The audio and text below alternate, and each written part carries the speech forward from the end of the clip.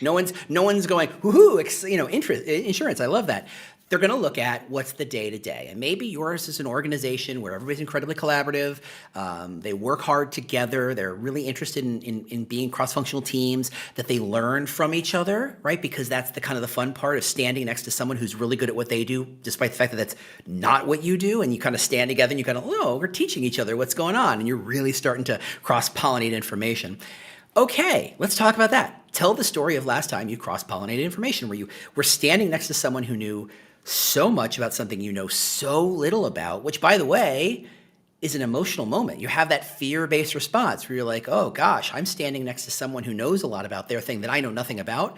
That is a total kind of like insecure moment, right? And that's where a lot of people get really defensive, like, well, I know a lot about my stuff, and you get lots of friction. Well, that's not what your culture is about. Your culture is all about, you open that up, you embrace that, you say, I'm so thrilled that you know something about stuff that I don't know. Teach me so I can teach you how that might work in my world.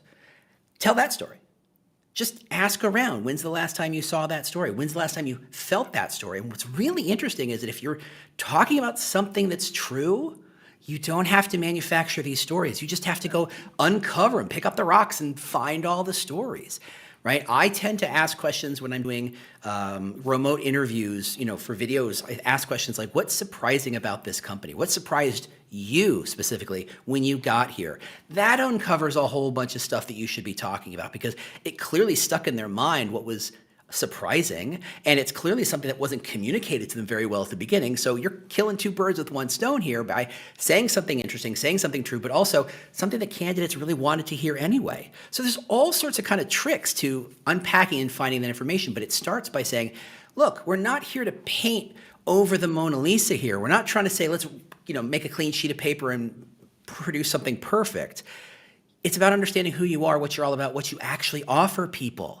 That's really what an EVP is all about. What's the employer value proposition? What are you offering people? And if you understand what that is, dive deep, right? There's a whole, if you go into business dev or you look at, kind of agency work, they say the more you niche up, the more deep you can go. And the same is true for your own employer brand. If you can realize, I don't have to talk about X and Y and Z because it's not really what our core brand is all about, right? I don't have to talk about innovation because while we care about innovation, it's not what differentiates us. Instead, I'm going to talk about, I don't know, how much we support each other.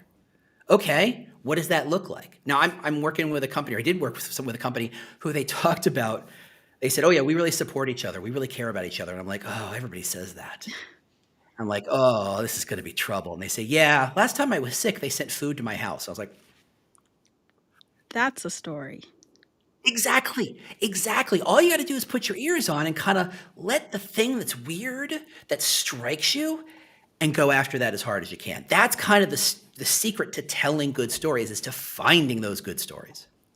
Is there anything that's off or that should be off limits for a recruiting or an employer branding video?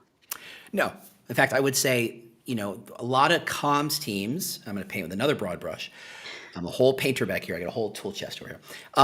Comms teams might say, look, don't say anything negative.